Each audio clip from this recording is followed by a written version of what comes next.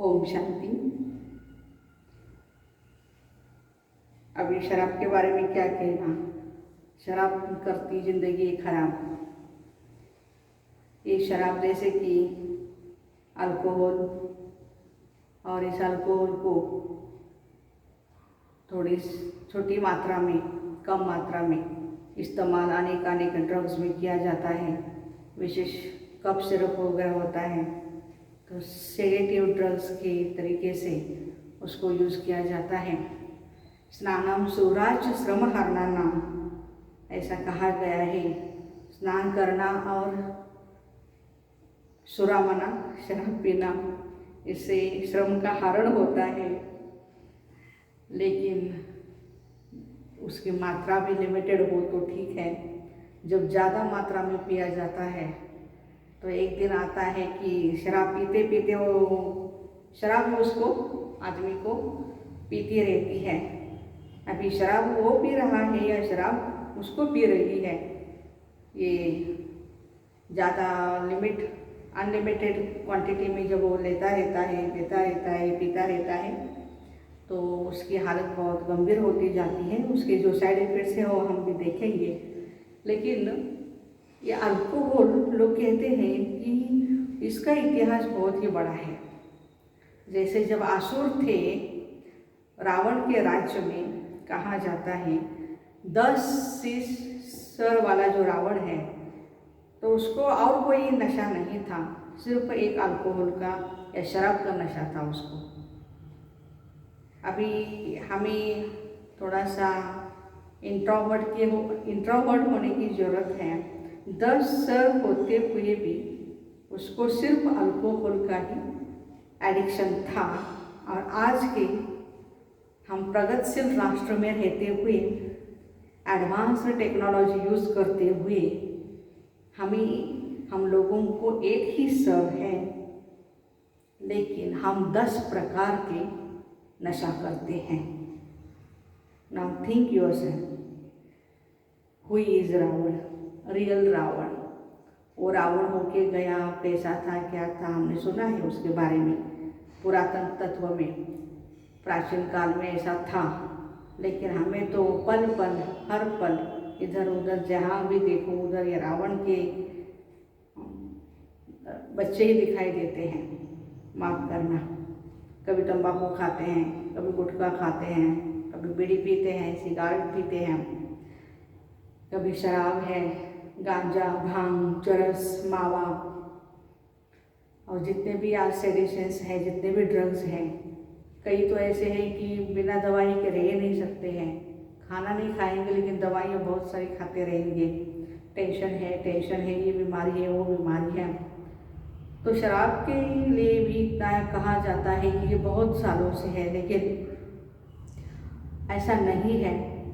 देवताओं को अमृत पिलाते हैं, देवताएं अमृत पीते थे, ज्ञान का अमृत पीते थे, लेकिन जो असुर थे वो शराब पीते थे। तो जिस घर में शराबी रहता है, उस घर में नरक जैसा व्यवहार, नरक जैसा वातावरण रहता है। तो शराबी के लिए भी, और भी शराब कैसे बनी, कैसे आई, तो कहते हैं कि यीशु जी ने, जो भगवान यीशु जी के बारे में कहते हैं कि रास्ते से चलते वक्त एक आदमी आया और बोला कि प्रभु जी रुकिए, मेरे बेटे को सांप ने काटा है।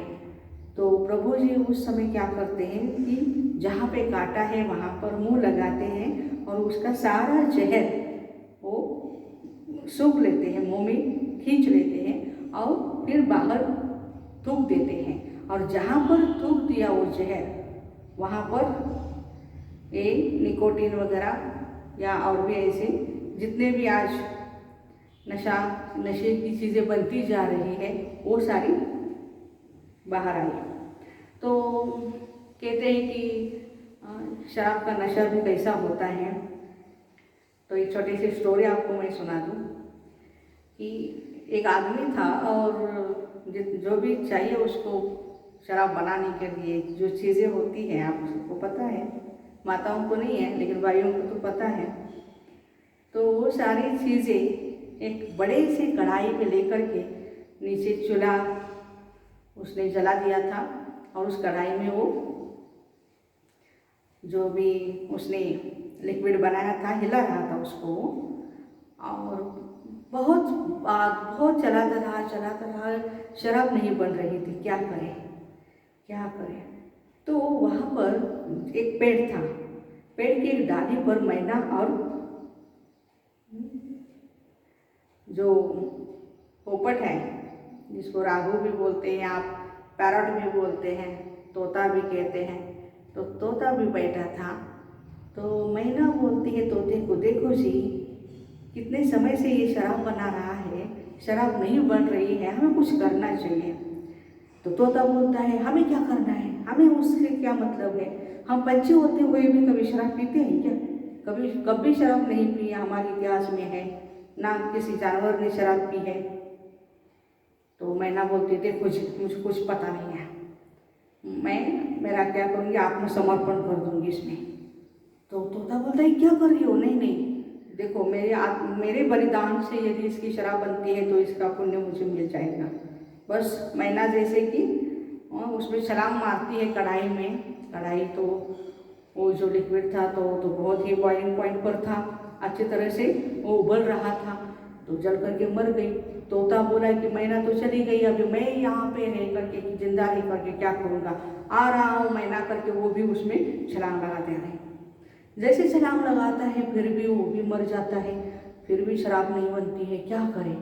तो फिर वहाँ पर एक शेर वहाँ से गुजर रहा था, अरे बोला इतना तोता ने मैना ने बलिदान दिया, ये दोनों ही चले गए, मैं तो शूरवीर हूँ, मैं तो जंगल का शेर हूँ, तो चलो मैं भी इसमें मेरा आत्मसमर्पण कर देता हूँ। और जैसे कि उसने छलांग मारी कढ़ाई में, फिर भी शराब नहीं बनी। और इतना सब होने के बाद एक सुअर, बहुत गंदा सुअर, वो सारा ये खेल देख रहा था और उसने क्या किया, चलो भाई मैं भी बलिदान दे सकता हूँ, मैं भी कोई कम हूँ, और बस उसने भी आकर के उस कढ़ाई में छलांग मार दी और वो भी मर गया। जैसे कि सुअर ने छलांग मारी 5-10 मिनट में ही शराब बहुत अच्छी बन गई।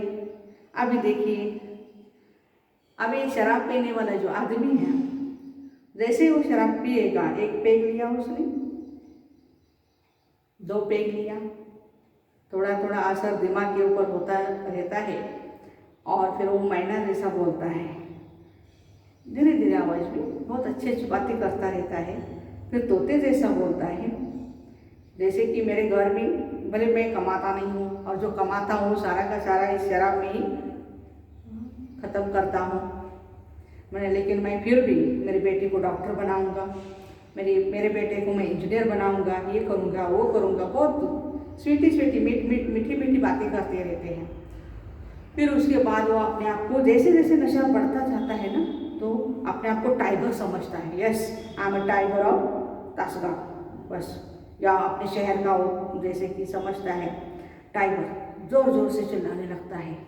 और फिर सुअर जैसे इधर उधर कहीं पर भी गटर में गिरता रहता है ना, ऐसे वो भी गटर में गिर जाता है और उसको लगता है कि नहीं मैं तो अभी स्वर्ग में हूँ, तो चलो भाई स्वर्ग का नशा देखो।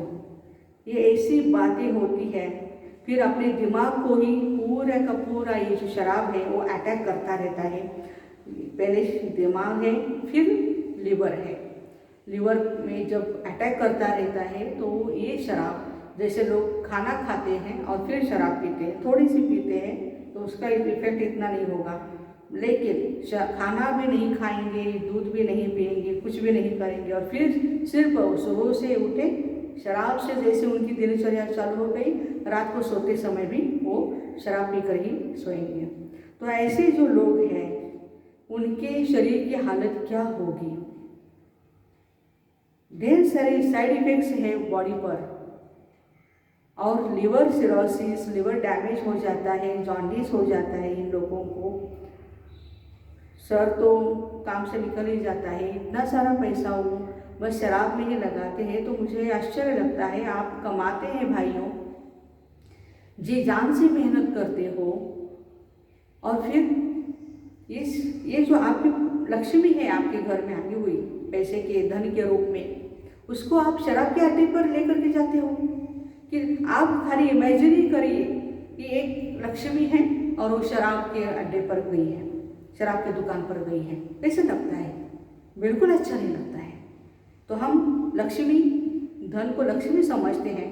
तो आज से हम प्रतिज्ञा करते हैं कि कोई भी प्रकार का ये जो नशा है, शराब वगैरह, बिल्कुल नहीं करेंगे और किसी को करने भी नहीं देंगे। आपको लत है, आपको आदत पड़ चुकी है, तो चलिए आज हम प्रतिज्ञाबद्ध होते हैं कि परमात्मा से हम शक्ति लेते हैं कि आज से मुझे ये छोड़ना है। छोड़ो तो छूटे कहा जाता है ना, तो छोड़ने की जिद। अभी कल भी हमारे पास भाई आया था, बोल रहा था मेरी बीवी मुझे छोड़ के गई है, 3 मास हो गए दीदी। अभी वो बीवी बोलती है कि 1-1.5 साल की मुझे गारंटी लिख करके देना, तुम 1.5 साल तक तुम शराब नहीं पियोगे तभी मैं तुम्हारे घर आ सकती हूँ, नहीं तो मैं खुद कमाती हूँ, बाहर रूम रेंट पर लेकर के रह रही है।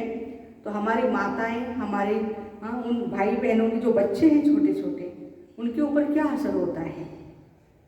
तो थोड़ा सीरियस होकर के अपने लाइफ को हम देखें। हम कहते हैं हम एंजॉय कर रहे हैं, नहीं, हम डिस्ट्रॉय कर रहे हैं अपने लाइफ को। यदि आप हमारे चैनल पे नए हैं तो इस चैनल को आप सब्सक्राइब कीजिए, लाइक करिए, शेयर करिए। आजू बाजू में जितने भी और भी ढेर सारे हम वीडियोस बनाएंगे नशा मुक्ति के लिए, तो हम यहीं पर विराम लगाते हैं। ओम शांति।